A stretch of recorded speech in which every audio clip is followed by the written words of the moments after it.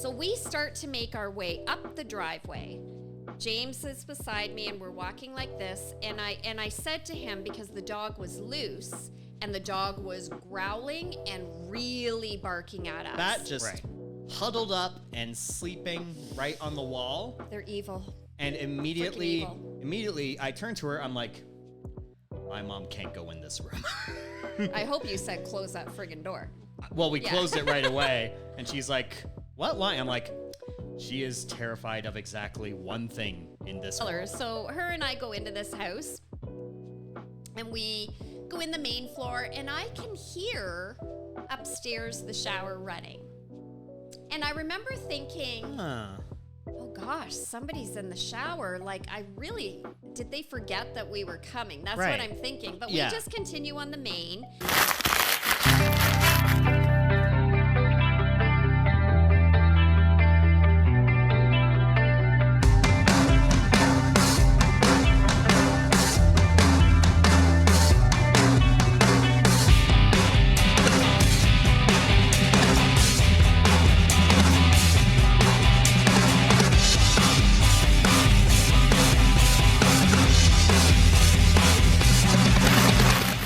This wonderful episode of TCL is sponsored by Mason Bennett John Cox Lawyers. Buying or selling your home is one of your largest financial decisions, so it's important to have a professional with you at all times. With over 30 years of experience, Patrick Bennett is your trusted advisor in residential, rural, cottage, and commercial real estate law. Patrick is thorough and efficient, offering his extensive knowledge in real estate. His hands-on approach provides you with the confidence that you have a well-rounded professional working for you. Contact Mason Bennett John Cox today. How are you doing, kiddo? Oh, I'm good. We're on. We're back. How's it going? Oh, not too bad. Can't complain. Had a lot of fun with that last episode we did. You know what? It is kind of fun to introduce some of these games into our episodes. I know. I mean, we've done Are You Smarter Than a Fifth Grader? We've done What's in the Box, Part 1 and Part 2. Family Feud. And then we just kind of did really just how well do we know each other type idea. At first that's sort of where it all started, was those little games we were playing with each other. And I think it was, first off, those did well. But second off, I think it was actually Andrew and Nicole, his wife, that were like, those are great. You should do more of those. And that's how we started to expand on those. Well, I think that your brother, until they can actually get here with us, I think that he also enjoys it because he's my he can son. play along. He's your brother, so he's playing along, trying to guess what it is. So it's been fun. So thank you for your feedback on that. Yeah. We're definitely going to do more and more games. We are a little bit of a competitive family, I guess. Of course, yeah. I would say maybe a lot of families are. I don't even know, but I know for us, we're competitive, but we don't have to win. But we really love it if we win. I think it depends on the family member, but I think we're all very competitive in different ways. Yeah. Like we have a different way of showing it, but we're all constantly going for it. Sometimes I feel like I'm always lagging behind in all the games that we've always played, but we definitely try to give it our all. So we're going to do a lot more. Yes. The What's in the Box, I'm kind of excited about this. We're actually going to incorporate it to a larger degree. They've been going great. And do some seasonal. Yeah. Right? Yep. Now, that being said, we have had episodes where we've talked about, quizzed each other on our greatest fears. Yes. Oh, I really liked that episode. that was a good one. And it's what came to mind. I alluded to this a little bit in the last episode. Last week, yeah. We took the week before off because it was a long weekend. Yep. And what sort of ended up happening was I ended up getting a bunch of different clients saying they wanted to show houses like on each different day of that weekend. Well, let me clarify. A long weekend for a realtor does not mean days off. Yes, that is absolutely correct. I don't even know the last long weekend I had off. So we didn't record, but we were still very much working. Right. So I had this group of clients that I hadn't met before. They were pretty new. They wanted to see houses for the first time. Yes, yeah. And as I was going back and forth with them, I had sort of this gut feeling of, I've been a realtor for almost 2 years now. I'm at the point where I genuinely feel like I can handle most showings and stuff on my own. Oh, for sure. I got this gut feeling talking with them of, I feel like I have a good rapport with them already, but I feel like it would be really beneficial if you came with me on this showing, because I feel like you could add something to this that maybe I couldn't bring. It was just this feeling I had in my gut right away. Yep. And I feel like it was the right choice because you instantly hit it off with them. Like, you were an all-star as always. I mean, they were retiring at the end of their careers, so there was a little bit of a dynamic that I could bring. Yes. Or just add to what you were already giving them, for sure. Yes. But I guess to make a long story short, so showed them 2 houses. Yeah. Our story really begins at the second. Let me just go into this horrific event that happened that weekend. Mm-hmm. For any of my existing buyers, for any of my home inspectors, there is one thing that if I'm on a home inspection, and I've been on thousands of them, and it's too bad my home inspectors weren't sitting with us, because they would go, oh yeah. Yep. When they open the attic, I say one thing to them. Is there any bats in there? Because when they go in the attic, they leave the attic wide open. Right. What is my fear? Oh, that's your worst fear. Petrified. And anyone who's seen that episode knows fully well. I can't cope. Yeah. So on my own, like, is there any bats in there? And then the home inspectors always go in and they go, okay, well, look really quick, Tara. And I'm like, because if there is, you're closing that door. Like, you are going up there. You are not letting these in the house. Yeah. So now we walk into this house. So we're going through it. Everything's pretty normal. You know, it's your fairly standard showing. Nothing really crazy. We get to the basement. We're looking around. It's an unfinished basement. Me and the wife, we open up a door that's there. We're like, oh, okay, this, I guess, is like a cold cellar. Yeah. Yeah. Looking around, we're like, oh, the floor is a little bit wet. You know, sort of going through the things. And suddenly she goes, that's a bat. And I was like, what? And I looked, and sure enough, there was just a bat just huddled up and sleeping right on the wall. They're evil. And immediately I turned to her. I'm like, my mom can't go in this room. I hope you said close that friggin' door.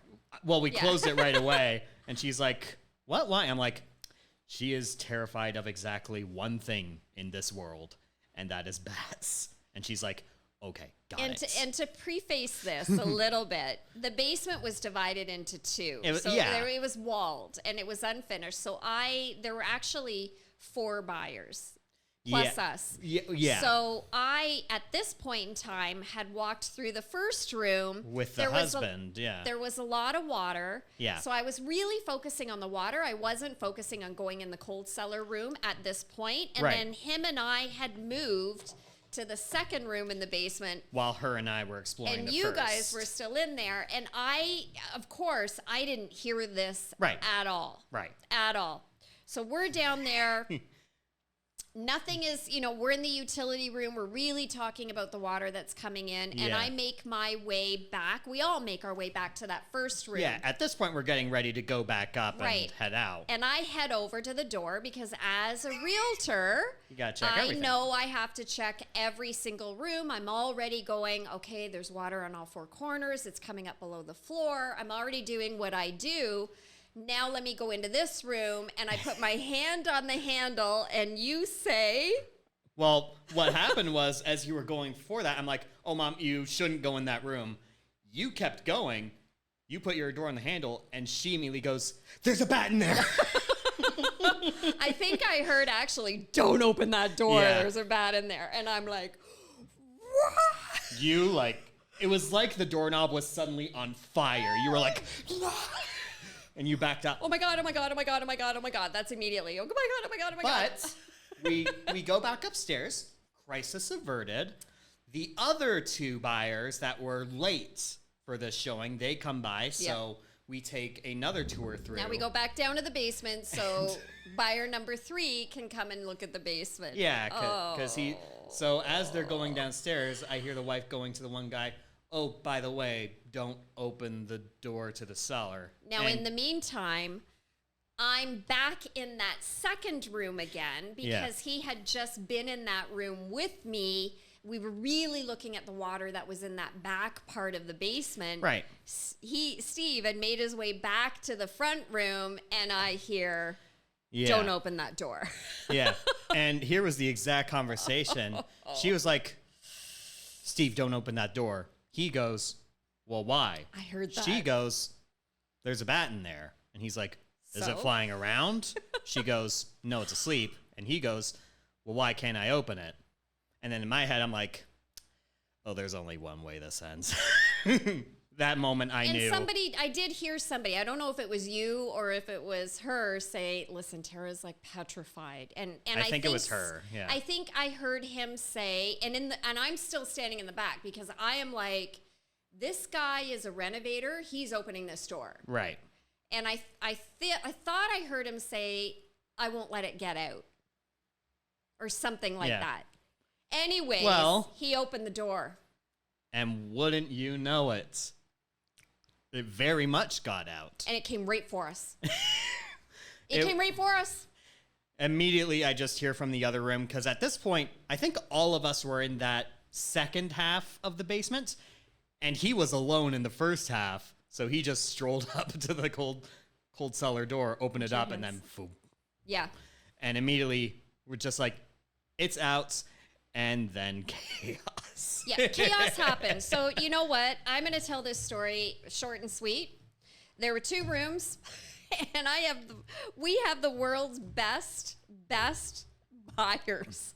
Because this is our first time out. All I'm thinking of is, I can't believe they're going to see me at my worst, because my job as a realtor is to protect. And clearly, bats are out for us. They hate humans, right? In my opinion. Mm-hmm. And I'm not protecting these people at all. Yeah.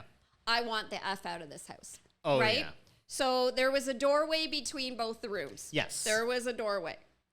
The guy that opened it is like, don't worry, I'll get it. And all I can hear is... Oh, it was just flying in circles. And all I can see is heads ducking. People trying to get out of the way. So in front of the doorway was buyer number 1, Mr. Buyer. Almost like he was standing guarding the door. Yeah. Then behind him was Mrs. Buyer. Just forming a wall. It was a line. I'm not lying, everybody. It was a line.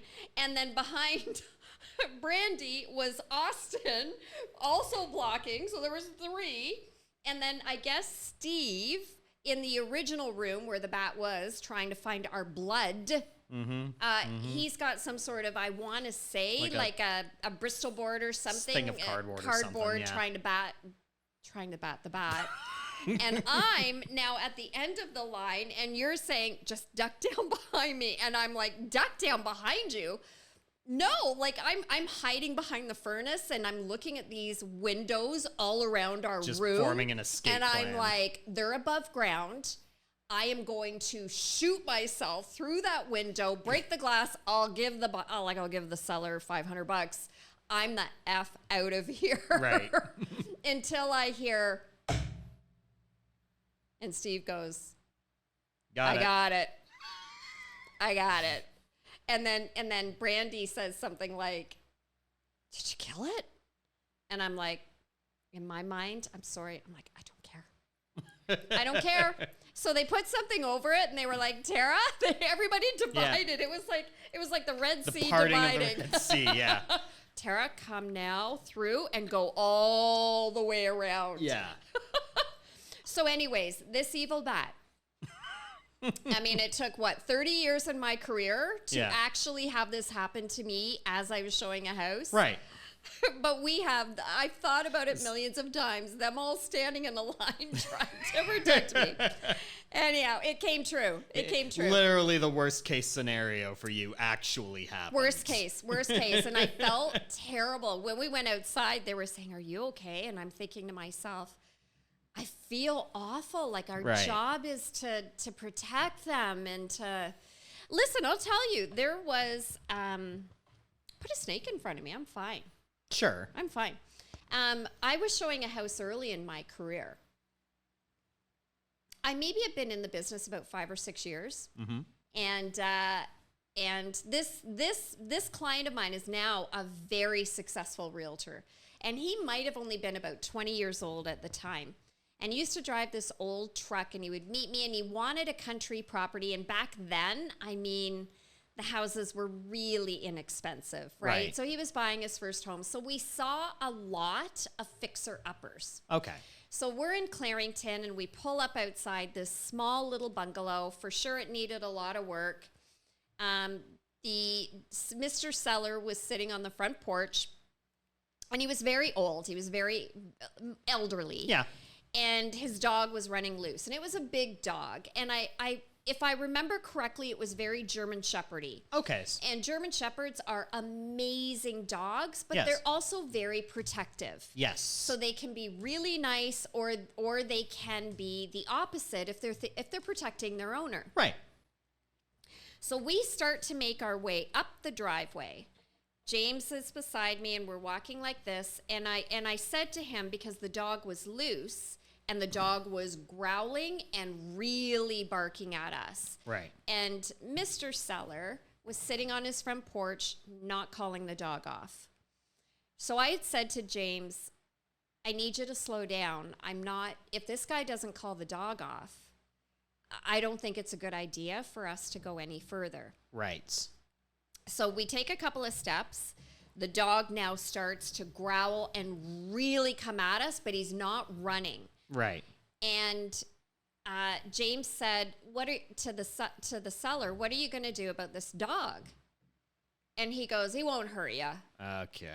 But the dog was really growling. Like he was defensive, you can tell the difference. Yeah. Long and short of it was the dog growled even more and made a beeline for us.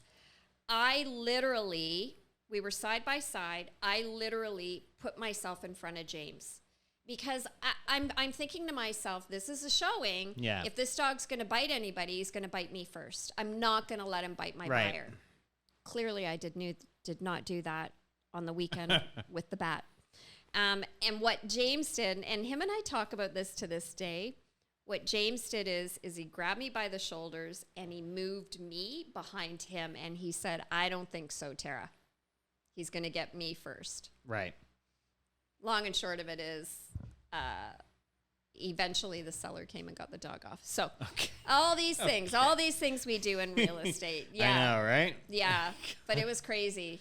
It definitely was like, I can't believe this actually happened. But right. I mean, listen, like I'm all for listen, pets are awesome, dogs are awesome, but also people's safety is awesome. Like, I'm a big fan of that. So, listen, love your dog, love your German Shepherd. If it's known to get defensive, have it under control before strangers are coming through its owner's home. Yeah. Because, of course, the dog's going to go, who are these weird people who are barging in? They're not supposed to be here. I got to protect my owner. Of course. That's what they do. But in real estate, you definitely have different scenarios that come before you. I remember one time, wow, we're going right off topic. I remember one time I was showing houses to, she was a woman, gosh, I mean, she's almost the same age as me. Yeah. She was a woman back then. This might have been about 17 or 18 years ago. She was in her mid-60s. And she was buying a house, and you book showings, and everybody, the sellers know when the showings are, or hopefully they've told everybody in the house. We notify usually one or two of the sellers. So her and I go into this house, and we go in the main floor, and I can hear upstairs the shower running. And I remember thinking, oh gosh, somebody's in the shower. Like, I really did they forget that we were coming? That's Right. what I'm thinking. But we just continue on the main. In a situation like that, I'll usually say, listen, guys, I'm not sure why somebody's literally in the shower or using the bathroom while we're here. When we go upstairs, we just need to be mindful of if they're going to open the door and come out and they don't know we're here. Right. So we go upstairs and we just come to the top of the stairs, which is where the main bathroom door was. And I can hear the shower stop. And I'm like, and I look at her and I'm like, oh, shoot. Okay. Is this person going to come out of the shower? And we were kind of walking past.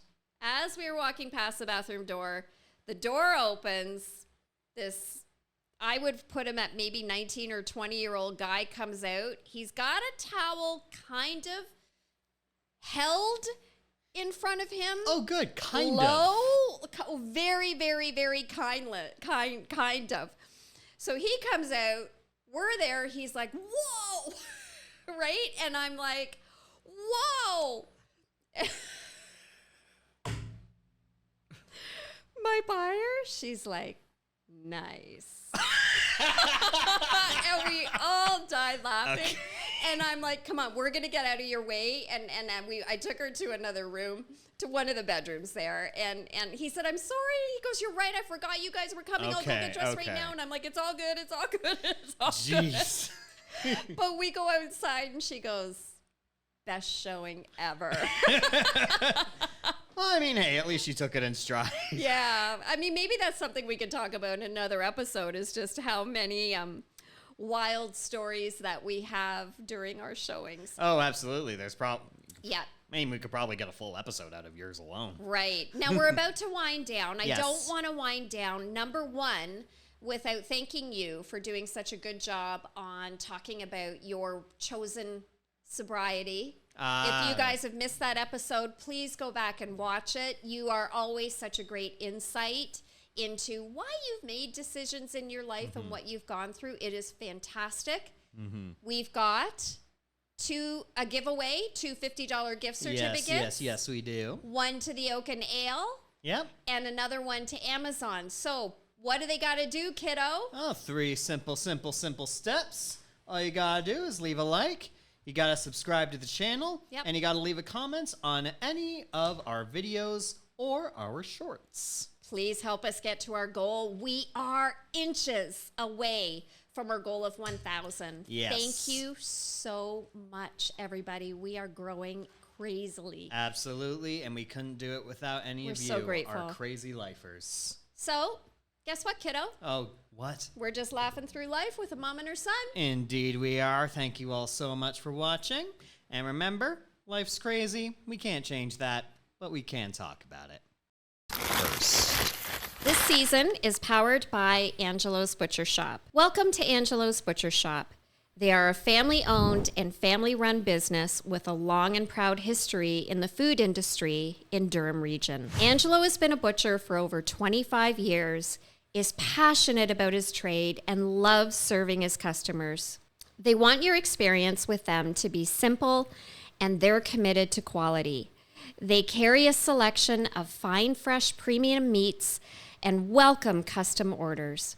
Each order is cut fresh, carefully prepared, and hand-packed to your specification on the day of your scheduled pickup delivery.